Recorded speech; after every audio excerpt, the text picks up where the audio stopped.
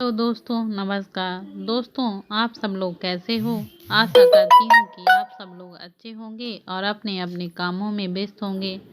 दोस्तों यह धड़कन लव द पावर का 28 भाग है। इसके पिछले भाग ऑलरेडी मेरे चैनल पर अपलोड कर दिए गए हैं। जिन दोस्तों ने उन्हें नहीं देखा हो वो जाकर मेरे चैनल पर देख सकते हैं। दोस्तों अगर आपको मेरी वीडियो पसंद आती है तो प्लीज़ मेरे चैनल को लाइक शेयर और सब्सक्राइब करना मत भूलिए। तो चलिए दोस्तों हम आगे की कहानी शुरू करते हैं।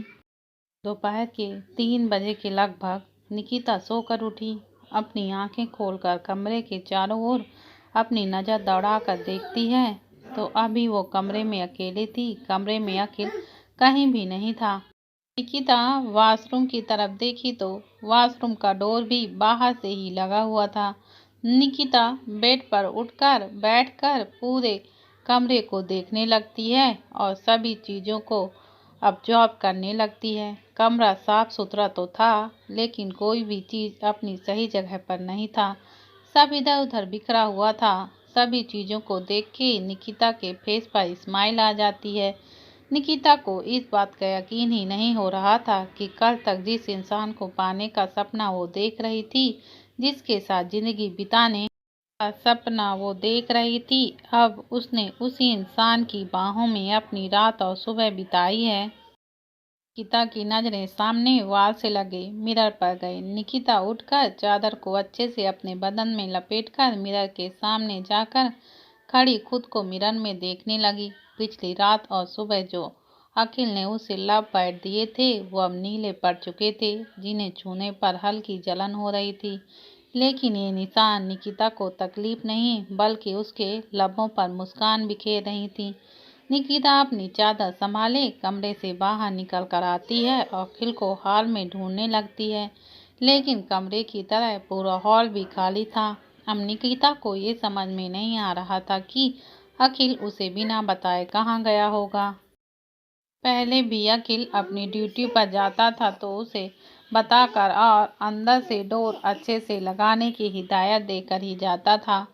निकिता को अखिल को कॉल करने का ख्याल आता है तब वो अपना फ़ोन लेने के लिए कमरे में जाने लगती है। निकिता कमरे के डोर तक पहुंची ही थी कि उसे कुछ गिरने की आवाज़ आई। निकिता रुककर सुनने लगी कि ये आवाज़ आखिर कहाँ से आ रही है। तभी फिर से कुछ सामान या यूं कहें कि बर्तन गिरने की आवाज़ आई। निकिता अपने बदन पर लिपटे चादर को संभालते किचन की ओर बढ़ गई। जब निकिता किचन के डोर पर पहुंची तब वो देखती है कि अखिल अपने बदन में एप्रिल पहने कुछ पका रहा है। निकिता अखिल की तरफ बढ़ गई और उसके पीछे से अपनी बाहों में भरने लगी। उठ गई तुम। अखिल निकिता के हाथ जो उसके मस्कुलर चेस्ट पर थे उन्हें पकड़ते हुए पूछा। आपने रात भर और दिन में सोने ही कहाँ दिया था। निकिता अखिल की बैग पर अपने गाल रगड़ते हुए बोली। अखिल आगे घूमा और निकिता को सिर्फ चादर में देखकर उसके चेहरे पर स्माइल आ गई। तुम नहाई नहीं। अखिल निकिता के माथे को प्यार से चूमते हुए पूछा। अखिल ने निकिता के माथे पर चूमने पर निकिता अपनी आंखें बंद कर लेती है और इतना प्यार एक ही दिन में उसे मिल रहा था ये सोचकर उसकी आंखों से आंसू बह निकलती हैं। अखिल निकिता को खुद से अलग कर उसका चेहरा देखा तो उनमें आंसू देखकर उसके चेहरे को थामकर उससे पूछा, क्या हुआ, इन आंखों में आंसू क्यों।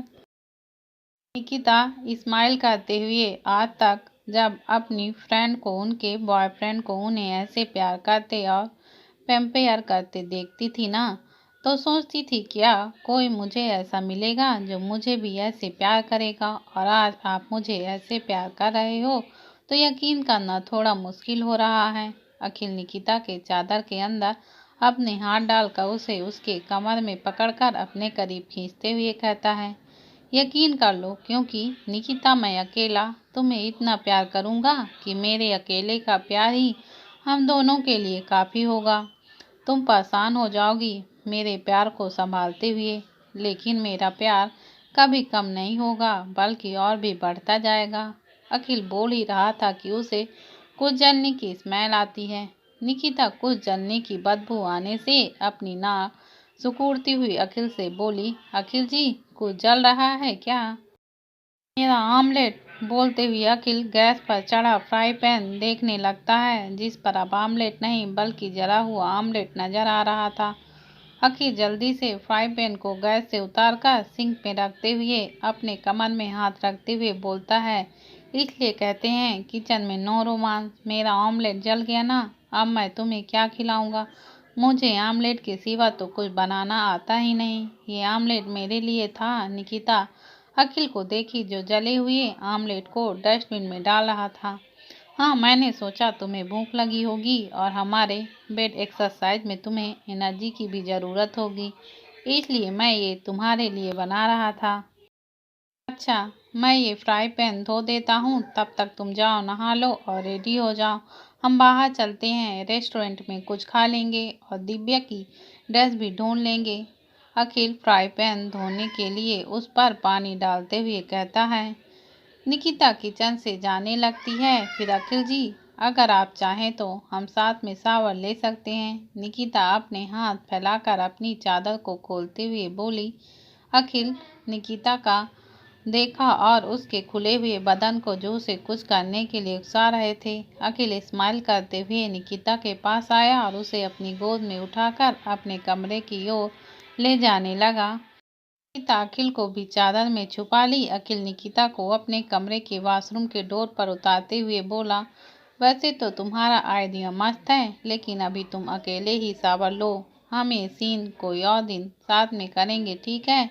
आज मुझे नाइट में चेम्बर में जाना है, इसलिए चलो तुम्हें शॉपिंग करा दूं और फिर रो बिला में भी तो तुम्हें छोड़ना है। मैं तुम्हारे कपड़े तुम्हें देता हूँ, तुम जल्दी बाहर आना यार, बहुत जोरों की भूख लगी है। कहते हुए अखिल कमरे से बाहर चला गया। निकिता भी मुस्कुराते हुए वॉशरूम के अंदर जाकर शावर के नीचे खड़े होकर हल्के गुनगुने पानी से शावर लेने लगी। पिछली रात और सुबह भी जैसे अखिल ने निकिता को अपना हार्ड लव दिखाया था, इससे निकिता का शरीर बहुत दर्द कर रहा था। अभी हल्के गुनगुने पानी से शावर लेने पर उसे राहत महसूस हो रहा था। फिर भी अभी अगर अखिल उसे फिर से प्यार करता तो उसे करने देती, क्योंकि अगर इससे उसे अखिल का प्यार मिलता तो निकिता वो भी करेगी। लेकिन अखिल ने उसके अपने बॉडी को देखने के बाद भी अभी उसे कुछ करने के लिए छुआ तक नहीं था। निकिता जो बचपन से प्यार की भूखी थी, अब उसे अखिल और बाकी सबसे जैसे प्यार मिल रहा था, वो इस प्यार को पाने के लिए कुछ भी करेगी। निकिता तुम्हारे कपड़े, अखिल डोर पर नॉक करके बोला। हाँ, आप बेड पर रख दीजिए, मैं आ रही हूँ। निकिता शावर जेल मुफ्फा में अपनी बॉडी पर लगाते हुए बोली। ठीक है, जल्दी बाहर आओ, बोलकर अखिल कबर्ड से अपने कपड़े लेकर दूसरे कमरे में रेडी होने चला गया। निकिता नहाकर बाहर आई तो उसने देखा कि बेड पर रेड कलर की पैंट सूट रखी हुई थी। निकिता ने वो पैंट सूट पहनकर अपने बाल बनाए और आंखों में काजल, होठों पर लिपस्टिक और माथे पर काली रंग की छोटी सी बिंदी भी लगा ली। निकिता को अखिल के कमरे में ये सब देखकर हैरान हो रही थी। उसने सोचा, ये सब अखिल के कमरे में सब सामान नीतू के लिए था। क्या ये सब उसने यूज करने पर अखिल पर गुस्सा करेगा? निकिता अब सोच रही थी कि उसे किसी की नज़रों की तपिश खुद पर महसूस हुई। निकिता जब डोर की तरफ देखी तो वहाँ अखिल उसे बड़े प्यार से देख रहा था। चलें? अखिल ने पूछा। हाँ। निकिता भी अपना सर हाँ में हिलाते हुए अखिल के पास चली गई। निकिता अखिल से पूछना चाहती थी कि आखिर ये श्रृंगार का सामान किसके लिए। फिर वो बिना कोई सवाल किए अखिल के साथ जाने लगी। विला में सबको तो कोई काम वाम था ही नहीं, इसलिए सब बस टाइम पास कर रहे थे। लड़कियां आपस में बातें कर रही थीं और तनय और तेज सो रहे थे। इन सब में रजनी गायब थी। तो वहीं आज अनुज भी अपने बम में लगे इंजेक्शन के कारण हॉस्पिटल नहीं गया था।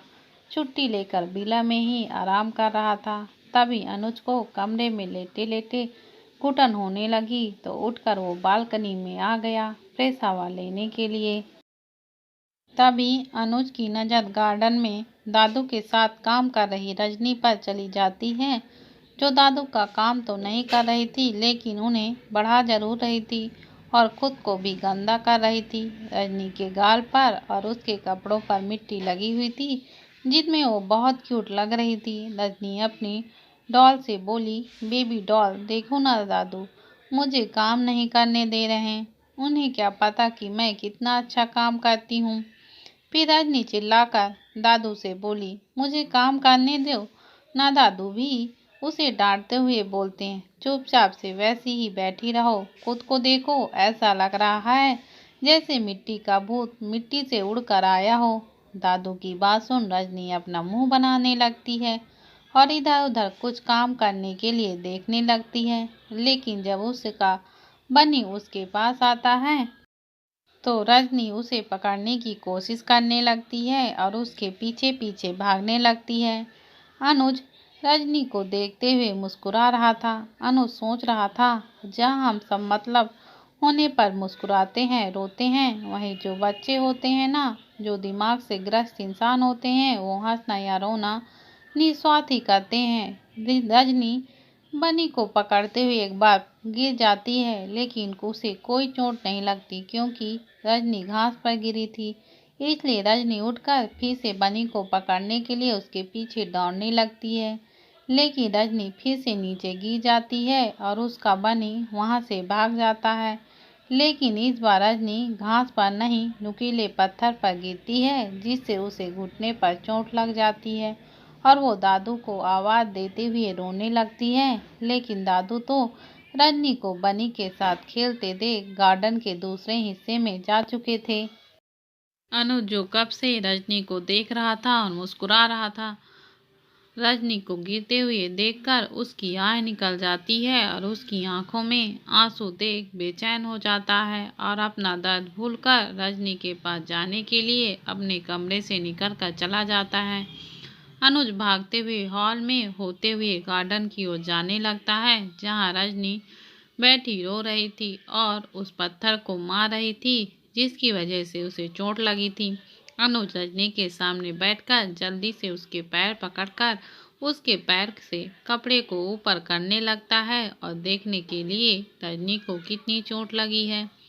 तुम छोड़ो मुझे, तुम सुई लगाओगे, मुझे नहीं लगाना सुई, कहते हुए रजनी अनुज के हाथों को अपने पैर से हटाने लगती है। नहीं लगाऊंगा सुई, नहीं, मैं तो मलहम लगाऊंगा, ऑयलमेंट लगाऊंगा, अनुज थरथराते होठों से बोला। रजनी ने उसको मार मार कर बुरा हाल कर दिया था, फिर भी अभी अनुज रजनी को एक छोटे से बच्चे की तरह संभाल रहा था। तुम नहीं लगाओगे ना सुई, रजनी अनुज को देखते हुए उससे पूछी। नहीं लगाऊंगा, अनुज भी रजनी के गाल को सहलाते हुए बोला। अनुज रजनी के घुटने के ऊपर तक उसके कपड़े को उठाकर देखना चाहता था, पर कपड़ा ऊपर उठ ही नहीं रहा था, जिससे अनुज रजनी के कपड़ों को उसके घुटनों तक फाड़ देता है और उसे लगे चोट को देखने लगता है। तो अनुज देखता है कि रजनी को सिर्फ खरोंच आई थी। अनुज रजनी को उसका हाथ पकड़कर खड़ा करता है और बिला के अंदर चलने के लिए बोलता है। रजनी अनुज का हाथ पकड़कर 2 कदम चलती है और लड़खड़ा जाती है। तो अनुज रजनी को अपने गोद में उठाकर बिला के अंदर ले जाने लगता है। रजनी भी अपनी बाहें अनुज के गले में डाल देती है। अभी रजनी को देखने से ऐसा लग रहा था जैसे उसे कुछ हुआ ही ना हो और बाकी सब की तरह नॉर्मल है। अनुज रजनी को बिला के अंदर लाकर सोफे पर बैठाता है तो मानसी जल्दी से रजनी के पास आकर उससे पूछी, रजनी तुम्हें क्या हुआ बेटा? रजनी रोते हुए, अच्छी आंटी देखो ना, वो पत्थर ने मुझे मार दिया, देखो मुझे कितनी चोट लग गई है, तुम फूंक मार दो ना मुम्मू की तरह। मुझे जब भी चोट लगती थी मुम्मू मेरे चोट पर फूंक मारती थी तो मेरी चोट ठीक हो जाती थी। रजनी आंसू भरी आंखों से मानसी को देखकर हंसते हुए बोली। अनुज जो रजनी की चोट पर ऑयलमेंट लगाते हुए रजनी के घुटने पर फूंक मार रहा था, ये सोचकर कि रजनी को जलन ना हो, लेकिन अनुज के फूंक मारने पर रजनी उसके गाल पर किस कर देती है और रजनी के ऐसा करने पर अनुज की आंखें हैरानी से बड़ी हो जाती हैं और अनुज अपनी बड़ी बड़ी आंखों से रजनी को देखने लगता है। सब तो पहले से ही रजनी को हैरानी से देख रहे थे। रजनी के अनुज को किस करने से सब हैरानी से रजनी को देख रहे थे तो रजनी खिलखिलाते हुए बोलूं, मुम्मू को मुम्मू को किस किया मैंने।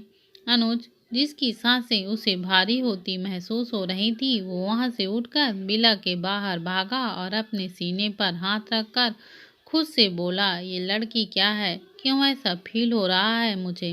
अनुज, तू ऐसा नहीं कर सकता, कंट्रोल कर, खुद कर।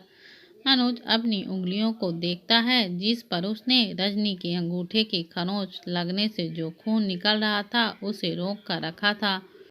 अनुज उस खून को तुरंत प्लास्टिक रैप बैग में डालकर बिला से बाहर निकलकर जाते हुए खुद से बोला, अब तो पता चल ही जाएगा कि आखिर रजनी पर एनीस्थीसिया का असर क्यों नहीं हुआ था। अनुज हॉस्पिटल पहुंचकर लेबोरेटरी से खून का सैंपल देकर क्यों नहीं हुआ था। हॉस्पिटल पहुंचकर लेबोरेटरी में खून का सैंपल देकर उन्हें सबसे कम टाइम में आने वाले रिजल्ट का टेस्ट करने के लिए कहा और वापस बिला जाने के लिए निकल गया। इधर अखिल और निकिता शॉपिंग जाने के लिए घर से निकलकर कार में बैठते हैं। अखिल ड्राइव कर रहा था और निकिता उसके बगल पर पैसेंजर सीट पर बैठी थी। वो लोग अभी रास्ते पर ही थे कि अखिल का फोन रिंग करने लगता है। अखिल फोन निकाल कर देखता है तो उसके फोन पर उसके सीनियर मिस्टर दीक्षित का कॉल आ रहा था। अखिल कॉल रिसीव कर बोला, जय हिंद सर। मिस्टर दीक्षित, अखिल अभी चेंबर आओ, इमरजेंसी है। अखिल ओके सर बोलकर कॉल कट कर निकिता से बोला, निकिता इमरजेंसी है, मुझे अभी चेंबर में जाना होगा, इसलिए मैं तुम्हें बिला छोड़ देता हूँ, शॉपिंग फिर कभी चलेंगे। निकिता हाँ में सिर हिला दी तो अखिल प्यार से उसे अपनी गोद में खींचकर उसे अपने सीने में लगाते हुए बोला, कल पक्का चलेंगे और कल तुम्हारे लिए एक सरप्राइज भी है। निकिता, क्या सरप्राइज है। अखिल, वो तुम्हें कल पता चल जाएगा। अखिल निकिता को बिला पहुंचने तक अपने गोद में बैठाए रखता है और निकिता अखिल के सीने पर सर रखकर उसके दिल की धड़कन सुनती रहती है। अनुज के जाने के बाद मानसू रजनी के पास बैठकर उसे समझाते हुए बोली, रजनी बच्चा, ऐसे किसी को किस नहीं करते, आगे से मत करना, ठीक है। पर वो तो मुम्मू के जैसे मेरी चोट पर फूंक रहे थे तो मैं मुम्मू के जैसे ही किसी कर दी उनको। दिव्या, अच्छा ठीक है, लेकिन आगे से मत करना, अब ठीक है। रजनी अपनी गर्दन हाँ में हिला दी। भी अखिल और निकिता रोज बिला पहुंचते हैं। उन्हें देखकर दिव्या उनसे पूछती है, डैडा, आप कल रात को घर क्यों नहीं आए। दिव्या के सवाल का जवाब देते हुए, नहीं बच्चा, बहुत लेट हो गया है, इसलिए हम घर ही चले गए थे।